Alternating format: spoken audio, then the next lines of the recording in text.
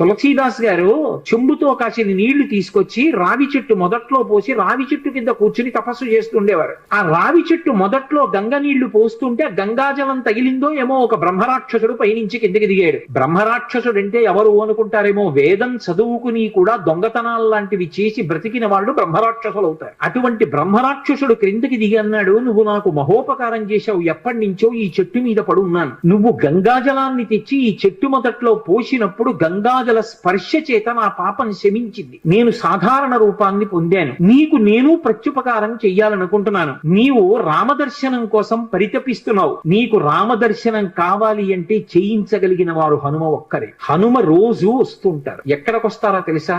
ఎక్కడెక్కడ రామనామం జరుగుతుందో, ఎక్కడెక్కడ రామనామం ప్రస్తావనకు వస్తుందో, ఎక్కడెక్కడ రామ కథ చెప్పబడుతుందో అక్కడ ఉంటారు. కాశీలో హనుమాన్ ఘాట్ లో ఒక వ్యక్తి రోజు రామాయణం చెప్తున్నాడు. అక్కడికి వచ్చి కూర్చుంటారు. ఎలా గుర్తుపడతావో తెలుసా? అందరికన్నా ముందు సభలోకి వస్తారు. అందరికన్నా ఆఖరణ కళ్ళ నీళ్ల పెట్టుకుని ఒక్కడు తలదించుకుని నడిచి వెళ్ళిపోతూ ఉంటాడు. నువ్వు గుర్తుపట్టి వెంట వెళ్ళు అన్నారు. తులసీదాస్ గారు హనుమాన్ ఘాట్ కి వెళ్ళి కూర్చున్నారు. అందరికన్నా ముందు ఒక వ్యక్తి వచ్చాడు రామాయణం వినడానికి. అందరూ వెళ్ళిపోయిన తర్వాత తల ఉంచుకుని కన్నులమ్మట నీరు కారుతుండగా వెడుతున్నాడు. తులసీదాస్ గారు ఆయన వెంటపడ్డారు. ఆ వ్యక్తి కనిపెట్టాడు, ఎవరో నన్ను వెంబడిస్తున్నారని. ఆయన హనుమ ముందు వెడుతున్నవారు. వెనక్కి తిరిగి గద్దించారు. ఎందుకు నా వెంట వస్తున్నావు? ఆగక. కాదు, నాకు రామదర్శనం కావాలి, నీ వల్లే జరగాలి. వెళ్ళి కాళ్ళ మీద పడ్డారు. కాళ్ళ మీద పడితే ఆయన ఒక స్థలాన్ని చెప్పారు. అక్కడ కూర్చుని నువ్వు జపం చెయ్యి, తపస్సు చెయ్యి, నీకు రామదర్శనం అవుతుందన్నారు. తులసీదాస్ గారు కూర్చుని తపస్సు చేస్తున్నారు. తపస్సు చేస్తుంటే